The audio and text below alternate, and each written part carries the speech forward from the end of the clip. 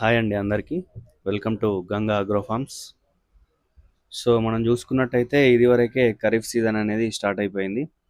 కావున రైతులందరూ తరచుగా వినే మాట ఈ సంవత్సరం ఎల్నినో. అసలు ఎల్నినో అంటే ఏంటిది?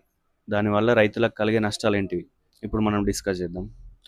ఎల్నినో అనేది పసిఫిక్ మహాసముద్రంలో కలిగే వాతావరణం యొక్క మార్పు.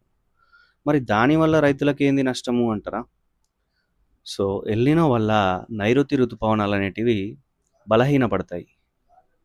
సో మనకు వర్షం వచ్చేదే నైరుతి ఋతుపవనాల వల్ల కాబట్టి అలాంటి నైరుతి ఋతుపవనాలు బలహీనపడ్డప్పుడు వర్షాలు పడవు, కరువు అనేది ఏర్పడుతుంది. కావున కేవలం వర్షపు నీటి మీదనే ఆధారపడి పంటలు పెట్టే రైతు కొంచెం అప్రమత్తంగా ఉండాలి. అసలే పెట్టద్దని నేను చెప్పట్లేదు, బట్ ఈ జూన్ జూలైలో వర్షాలు పడ్డప్పటికీ కూడా ఆగస్టు సెప్టెంబర్లో మనకు కరువు వచ్చే అవకాశం ఉందని చాలామంది చెప్తున్నారు. ఎట్లాగో ఫార్మర్ గురించి తెలిసే కదా, రైతులు రిగ్రెట్ కన్నా రిస్క్నే ఎంచుకుంటారు. సో యాజ్ యూజువల్గా పంట పెట్టండి, పెట్టొద్దని నేను అనట్లే, బట్ అట్లాంటిది ఏదైనా ఏర్పడినప్పుడు గట్టిగా పోరాడాలి. గవర్నమెంట్ నుంచి ఖచ్చితంగా మనకు రికవరీ అనేది రావాల్సిందే. Okay, thank you. Signing off.